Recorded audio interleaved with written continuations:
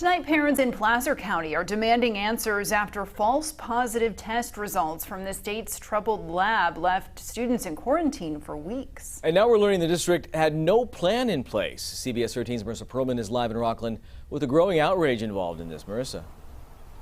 Well, Tony, the ripple effect of some of this false positive testing we've been talking about is showing up tonight here at Rocklin High School. We now know 400 students are stuck in quarantine, and tonight some of them tell us they're being forced to teach themselves. You know, I'm not sure what more we can do. She doesn't have COVID. She's not contagious. Parents Tina and Rich Watts say their daughter Alexa has never shown COVID symptoms and has had 2 negative COVID tests this week alone.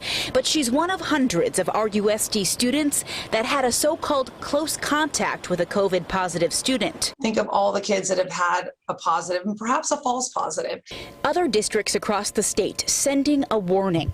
Kids are being unnecessarily quarantined because the state's troubled lab detects old or irrelevant levels of the virus, and because the district can't meet the state's 6-foot spacing requirements. With every false positive test, dozens of kids are sent home for the maximum 14 days. Even if you test negative, you have to stay out for 2 weeks. 3 students from our class that we are in right now have gotten pulled for close contact. And once they're home, for Rocklin kids, the Watts say there's no quarantine plan in place. There's no option for Zoom classes. So Alexa is now teaching herself while preparing for finals and AP exams. You're going to get an assignment by email. Go ahead and figure it out. And then when you get back, you'll be tested. The district says their online platform allows students access to submit their daily assignments and have access to their instructors. But these parents say it's not enough, and the school and county need to speak up. It's setting them up for an absolute failure.